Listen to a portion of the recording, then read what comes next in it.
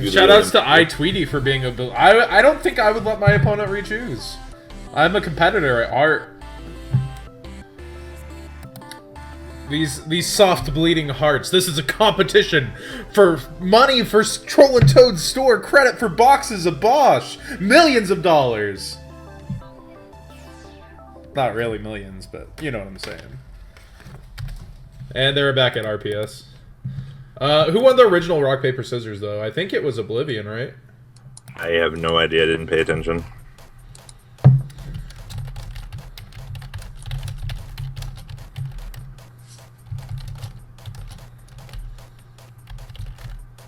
Oh, and that's the exact same pick for RPS, if I recall. Yeah. Yeah, so neither of them changed it up. We're gonna change this up. What's up, YouTube? MCO40 here with House of Champions. Jonathan Moore, the one, the only, loves wrestling and makes it fucking entertaining. John Moore. And then, of course, me. MCole40 in the house. His YouTube's bigger than almost any of you all watching. 55K, about 11 times as big as mine. You might want to go check him out if you haven't already from House of Champions. A lot of OCG news. I don't really post that stuff. I'm with the competitive mindset of I'll see the set when it comes out and hear about the really broken stuff from people who are excited. So, fun stuff coming this match here. The one, the only, the iTweet. So Tweety is going first. It wasn't legal for the Tourney. Oh, so his deck wasn't even Tourney legal that he had selected, but it was up to Tweety to DQ him or not. And Tweety doesn't take no free wins. Ooh. Yeah, Tweety's well known for playing Infernoids. One of the well-known players. After seeing a lot of the Cosmo support and people just kind of giving up on the deck, I would put Infernoids ahead of Cosmo. Their inherent special summons from the grave are really, really strong when they happen. Just being able to not be negated by Infinity and just come out swinging. Swinging and house cleaning. Dankatron.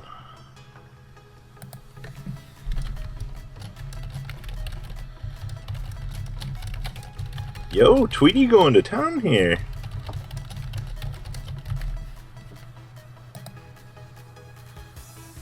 Omega. Pierce kind of shaking his head at Infernoids here post Bosch. Standby phase effects. Well, we're going to hit 1 out of 5 and be... Oh, well, first he gets his free Infernoid back to grave.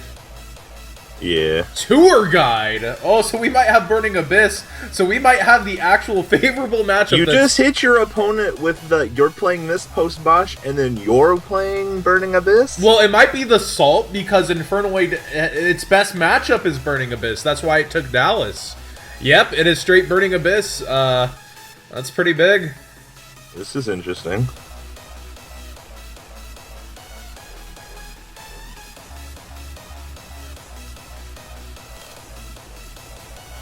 I think our very first feature round 1 was Speedroid Infernoid versus Burning Abyss. So we might see some more standard builds. Ugh. The skill drain Barbar mill. Barbar's never that good early, but it's good to have as an option. But against Infernoids, it's not good early because it can get removed. And there goes a win condition. Yeah. We live, boys. Skill drain's gone. Full game. We can play. Yeah, we got rid of one ugly floodgate that rears its head at Infernoid. And I'd like to take a minute to point out that both of these decks are decks that get full value off of Twin Twister. Infernoid's, of course, not really caring what they pitch as long as it is an Infernoid, and even more value off the bigger ones. And then Burning Abyss getting full value off of every single card they can pitch, activating all of their effects. So he's going to try to hit this far for free, I believe. Risk it for the biscuit. I think I would have waited until well, it's not bad because Sir's going to also put damage, but I would have waited for him to show that he could possibly put a bigger monster on board than that Omega. Well, there would have been a Farfa mill anyways, but he revealed Farfa, so he actually couldn't have used that Farfa effect either. And it doesn't look like he has a tuner, so like, now he can Acid Golem it if there's nothing in his hand. Yeah, I think I would have left it out. Oh, he's not going, he hasn't He might be used able to still go further here. Yeah, he hasn't used Barbar yet.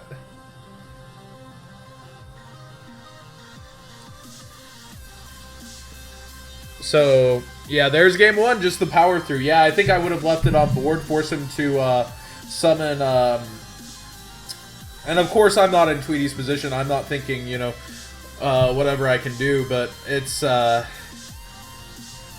really do think that I would have left it on field and made him wait to show a monster that's bigger. And that way he has to go into Acid Golem and leave Acid Golem out. And suffer through Acid Golem getting rid of his own Acid Golem. I think that's, besides F-Zero potentially, I think that's the only out over a pretty big monster there, right? I believe so. Virgil too, possibly? Yeah, but if it's Virgil, he didn't have Rubik. That's why I said wait to see it.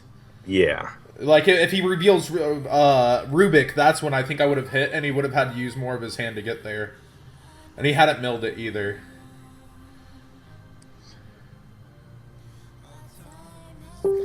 I mean, no, you're definitely right.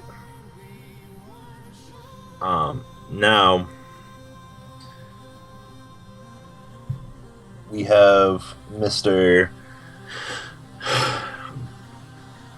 Pierce being first, or forced to go first here. And we have the early graph into Grave.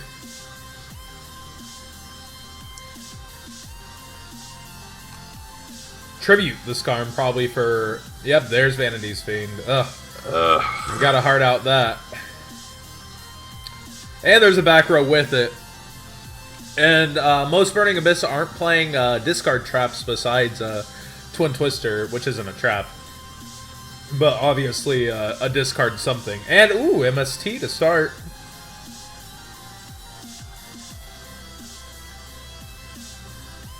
It's a game, boys. Ah, there's Skill Drain. Raiden Mill 2. Let's see what we can get going here. Nothing. And there's one Infernoid, but not the one you want to see sent. Yeah, if he can get to a Decatron, actually, that's what he wants to see. A Decatron would allow him to send Hammerdick, which was right there, and enable him to just power through that Vanity's Fiend. So, Tweety's just hoping to get to, oh, and there's that full value Twin Twister with a Skarm. Oh, it's ugly. He had another Skarm. Ugh. I really don't want to see things like this. Well, this is what makes it really just so potentially powerful.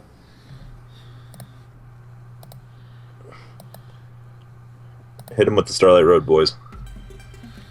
Oh, that Mischief of the Gnomes isn't so bad. Oh, and that Breakthrough is going to be live next turn. Not the worst. Yeah, that Breakthrough is good. Yeah, so we know Tour Guide and X, so he's going to be getting a full value Skarm Search. But I imagine Tweety's actually going to leave this Fiend up until he can kind of go full power through him. Yeah, it's definitely good that he's got that. The only question is can McNaughton here draw into traps faster than Tweety can get into game? And that Farf is also a pretty good set preventative. I mean, Vanity's Fiend's affecting him as well right now. Yeah.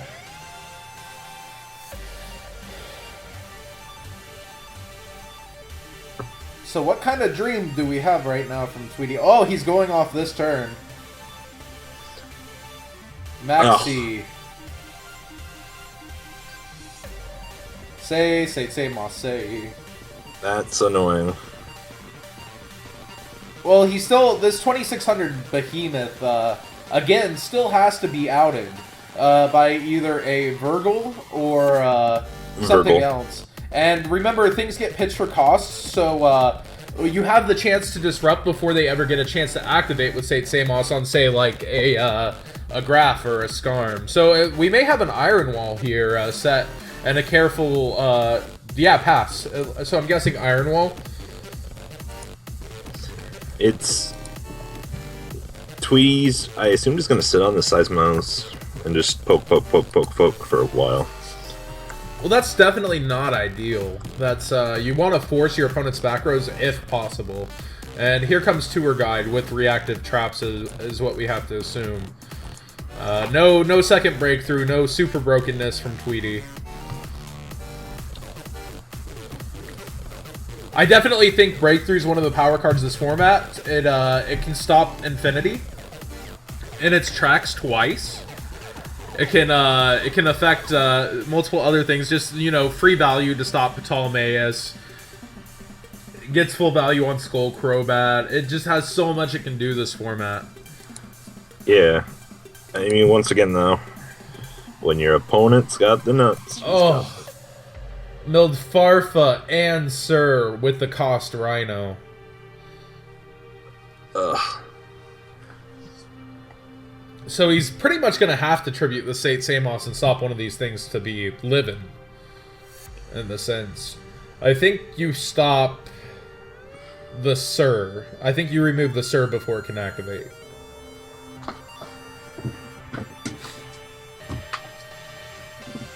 And Tweety not having a good time of it. So, we're watching Burning Abyss crush through its best matchup. Or worst matchup. Like, no double value through Breakthrough really did hurt, though. Like, you really want to save that for Tour Guide if at all possible.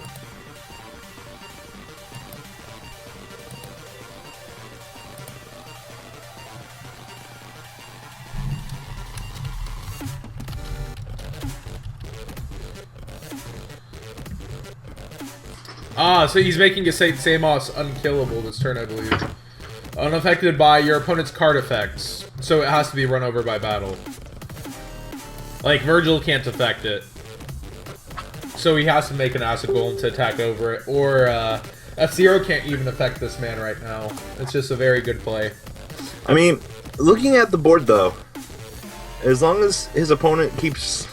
As long as he runs out of, BA relevant cards, and those two face downs aren't relevant. I mean, I'm sure Tweety has some sort of recursion now. I think and one's also, a bluff and one's relevant.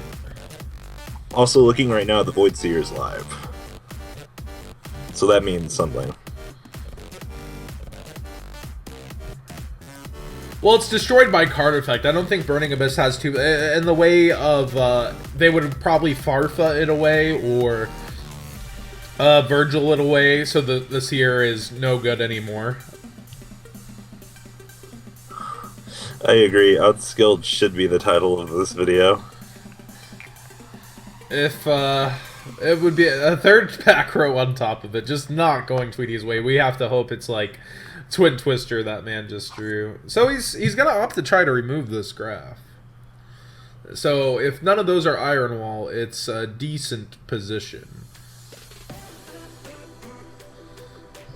Yeah, but anything active here.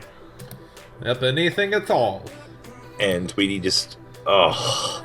Well, that Fire Lake, it's not going to get to destroy Seer. He can use the Seer here and protect, and that's what he opts to do. And if he wants to use this graph effect, he's still going to get to attack and remove one of these other back rows. Oh, Iron Wall, so nothing's going to be getting removed. So he could tribute... I'm pretty sure banishing is a cost. I could be wrong here. I might be wrong. Just my bad Yu-Gi-Oh sense. You mean Sate Samos's effect vanishing? No, not that. The Seer. Yeah, the Seer goes through, no matter what. You can't chain to your own card too. You can't not give your opponent. Opponent gets first response to Burning Abyss Fire Lake. So like what he's stopping is Sate Samos. Sate Samos can tribute and stop the graph right here if he Seer works. Seer it definitely works.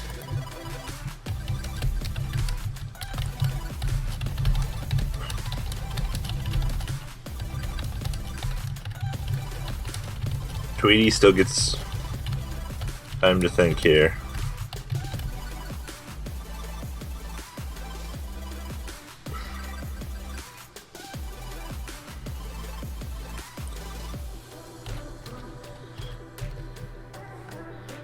gonna tell Tweety to rechat. Oh, he's tributing Say Simus to banish. That was his overall plan. Oh, so because so he's gonna get to keep the Seer for future in case he can get rid of this. And he's gonna destroy his own good and evil, get back. And so no graph, just assert, and a simplified game state of 3 cards versus 3 cards. And now he's got an auto wall.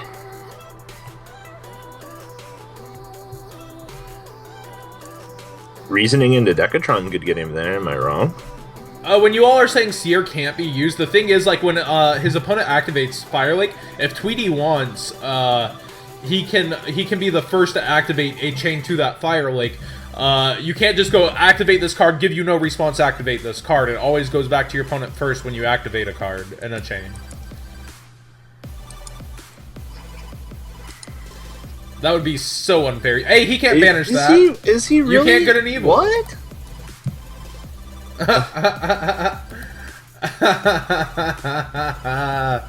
Wow. I love cheating with Iron Wall. I've seen this at regionals a lot too, so people forget their own Iron Wall stops certain things in Burning Abyss. They're like, this stops nothing in my deck, it's so good against this deck.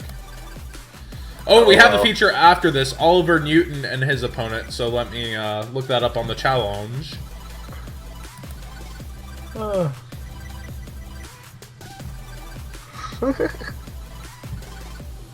What is life?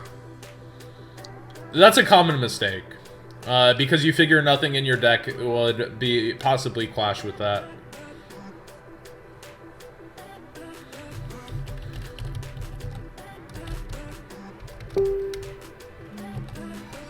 The Dinkatron. And a strike. Ugh. Oliver Newton, my bad. These are the things that you don't want to see. Oh, Oliver Newton's undefeated, so we have an undefeated feature match coming up. Sweet.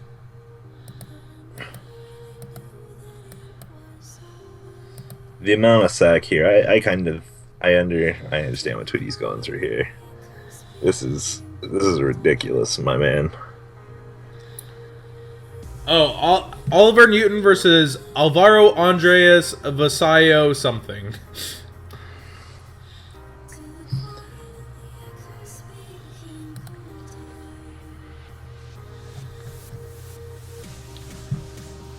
Meljarejo. So we'll put Alvaro in 3rd and 4th facing each other. That's odd.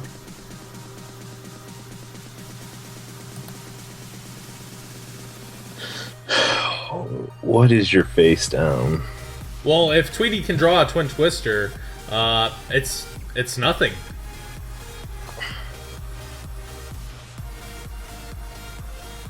Twin Twister is the ideal card here.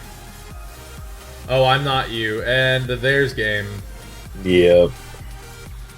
Sadly. Ugh. GG Areno. Sadly, Tweety got very, very, very powered out there. Not either just by luck or anything else, but like, that was just an overall disgusting game.